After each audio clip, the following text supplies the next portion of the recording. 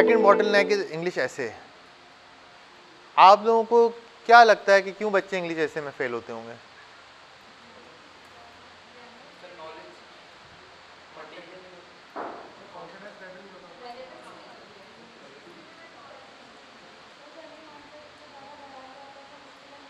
चार चीज़ों पे आपको टेस्ट किया जाता है इन इंग्लिश ऐसे: नॉलेज, वोकेबलरी, आपका स्ट्रक्चर और आपका क्या कोहेरेंस वगैरह और ये सारी चीज़ें, आउटलाइन एंड ऑल।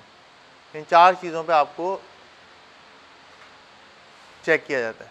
लेकिन बच्चे इस वजह से फेल नहीं होते। बच्चे जो फेल होते हैं वो इस वजह से फेल होते हैं कि इंग्लिश ऐसे लिखते नहीं हैं। आप में से किसी ने प्रीवियस अटेम्प्ट दिए? Anyone who has attempted CSS before? आप लोग अपने लोगों में या जिन्होंने सीएसएस के पेपर दिए हुए हों उनसे पूछिएगा, दे विल टेल यू, किसी ने 5 एसेज लिखे होंगे, किसी ने 6 एसेज लिखे होंगे, इससे ज़्यादा किसी ने नहीं लिखे होंगे। 10 जिसने लिख दिए होंगे प्रॉपर एसेज, वो उससे ज़्यादा तो शायद ही कोई लिखे।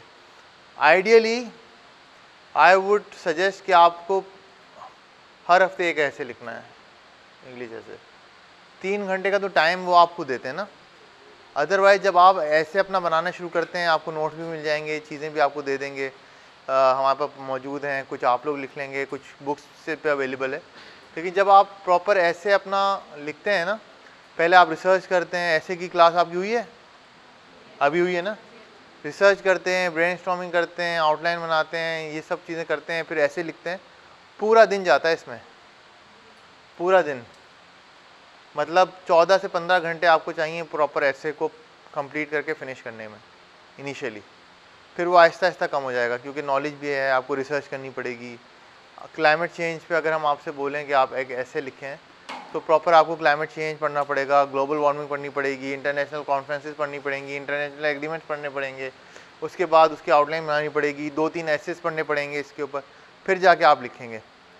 पूरा ऐसे पे हम बात करेंगे इंशाल्लाह, डिफरेंट तरीके से कवर करेंगे उसी नॉलेज को, क्योंकि पूछ किस तरह से रहा है ये मैटर करता है। तो एक ऐसे कम से कम एक दिन में आपका होना, एक हफ्ते में होना चाहिए कम से कम, बहुत ज़रूरी है।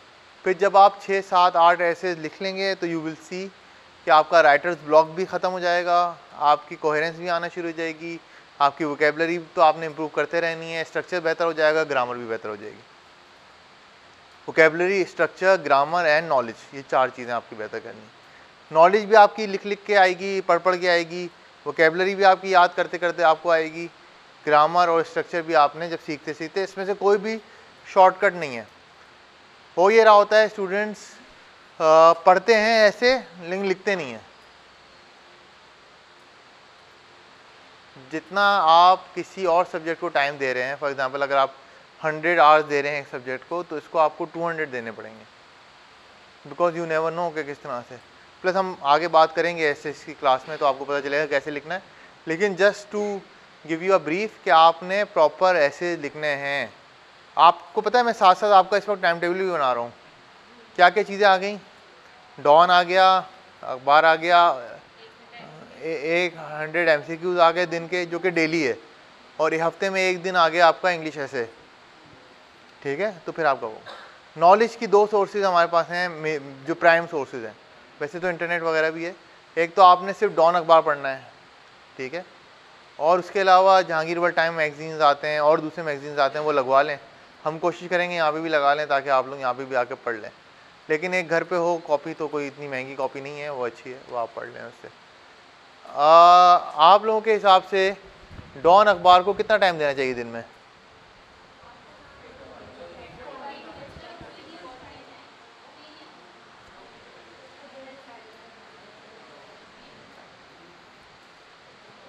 दो घंटे? हाँ,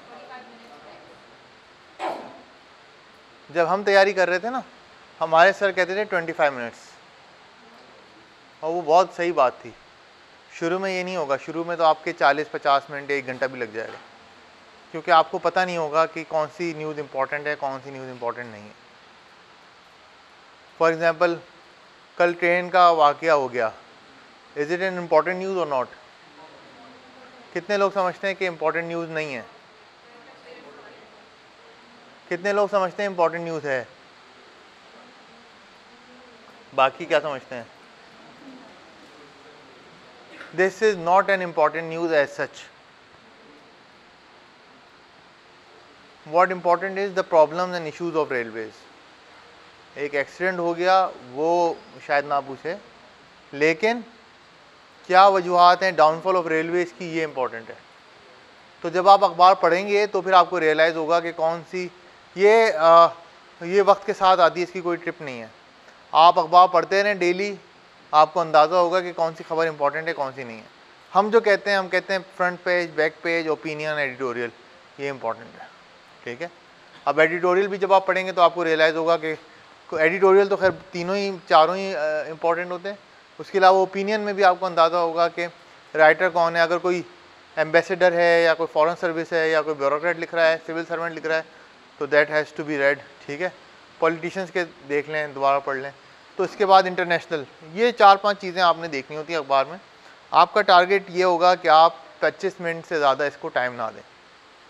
ठीक है. अभी आप 1 घंटा भी दे रहे होंगे, विच इज़ फाइन.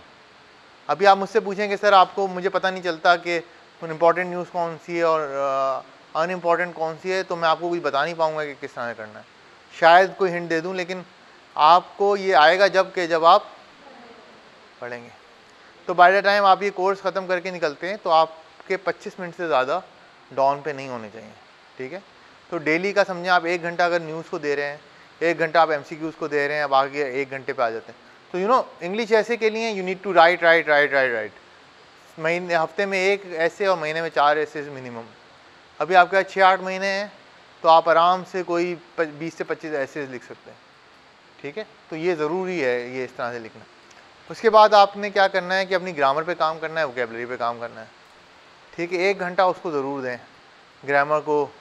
आपकी इंग्लिश प्रेसी की होगी, R.R. मार्टिन की बुक बड़ी अच्छी है और भी बुक्स हैं. तो आपकी जो इंग्लिश प्रेसी की क्लास होगी तो उसमें आपको बताएंगे कि कैसे करना है. ठीक है. तो ग्रामर, वोकैब, ये सारी इसको 1 घंटा दें. तो दिन के शुरू के 3-4 घंटे जब आप सुबह उठते हैं ना, 3 घंटे, वो आपके इन्हीं सब चीज़ों में निकल जाएंगे. ठीक है. What I used to do was कि मैं ऑल्टरनेटली एक दिन प्रेसी करता था, एक दिन मैं शॉर्ट ऐसे लिखता था, एक दिन अब ट्रांसलेशन आ गई तो एक दिन आप ट्रांसलेशन कर लें.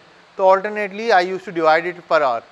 कि अगर एक दिन मैंने प्रेसी पास पेपर से कर लिए, 40-50 साल के ही मिल जाते हैं, तो अगले दिन मैं शॉर्ट ऐसे लिख लूँ, उसके अलावा मैं कॉम्पोजिशन कर लूँ. इस तरीके से करके ना हफ्ते में 3 दफ़ा आपकी प्रेसी हो जाती थी, 3 दफ़ा आपकी कॉम्पोजिशन. क्योंकि अब आपके 6 दिन रह गए. एक दिन आप ऐसे लिखेंगे और ये 3 घंटे की काम एक्सरसाइज करेंगे, बाकी 6 दिन आपके पास रह गए. ये मैं अपना आपको बता रहा हूँ, you can change it as per your convenience. ठीक है. ज़रूरी नहीं है कि आपको इस तरह से करना हो. तो उस 3 घंटे के बाद फिर आपने क्या करना है वो मैटर करता है. ग्रामर वगैरह के बाद, प्रेसी लिखने के बाद, वो कुछ लोग होते हैं जो सारे सब्जेक्ट साथ लेके चलते हैं, मैं उनमें से हूँ. कुछ लोग होते हैं जो एक सब्जेक्ट को कंप्लीट करते हैं, फिर दूसरा उठाते हैं, फिर तीसरा उठाते हैं. तो वो कुछ लोग इस तरह से करते हैं. वो आपकी अपनी मर्ज़ी है, उसमें देयर इज़ नो हार्म कि आप किस तरह से कर रहे हैं. उसको आप लेके चलेंगे. Pakistan affairs, current affairs, general science and ability, ये सारे वो सब्जेक्ट्स हैं जिसमें आपको रीडिंग करके पढ़ना है बस. आपसे कोई बहुत ज़्यादा वो माइंड बॉगलिंग चीज़ें नहीं पूछ रहा, बहुत ज़्यादा टेक्निक नहीं पूछ रहा. आपको बेसिक्स आती होंगी, आप इंग्लिश प्रेसी एंड कॉम्पोजिशन कर लेंगे. आपकी एक्सटेंसिव नॉलेज होगी, रीडिंग होगी, तो आप पाकिस्तान अफेयर्स तो 1 क्लास से आप पढ़ रहे हैं, सोशल साइंस पढ़ते होंगे, सोशल स्टडीज़ पढ़ते होंगे, और आप अब आगे इस्लामियात आप पढ़ रहे हैं. इनमें से कोई सब्जेक्ट ऐसा नहीं है जो आपके लिए एलियन हो. ठीक है.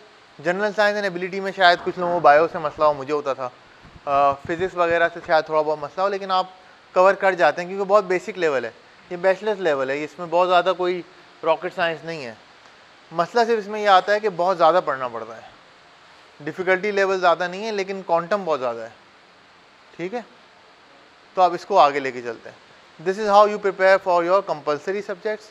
इसी तरीके से मैं क्या करता था, मैं 3 से 4 सब्जेक्ट साथ लेके चलता था, 2-2 घंटे देता था. फॉर एग्जांपल मुस्लिम लॉ है तो उसको 1 घंटा दे दिया, इस्लामिक हिस्ट्री को 1.5 घंटा दे दिया. रात को हम अकाउंटिंग करते थे बैठ के, जब बिल्कुल थक जाते थे, क्योंकि मैथ्स के अंदर थोड़ा इंटरेस्ट था, तो रात को 2 घंटे अकाउंटिंग के दे दिए. तो इस तरह से करके 8 से 10 घंटे का आपका पूरा शेड्यूल बन जाता है, जो कि बेयर मिनिमम है NCSS। ख़ास तौर पे अभी जब आप पढ़ रहे हैं और अभी आपके 3-4 घंटे एकेडमी में भी जाएंगे, तो आपके पास 7-8 घंटे का ही टाइम होगा जो आप फुल्ली यूटिलाइज़ कर सकते हैं अगर आप जॉब नहीं कर रहे हैं। अगर आप जॉब कर रहे हैं तो आपके लिए और ज़्यादा टफ है।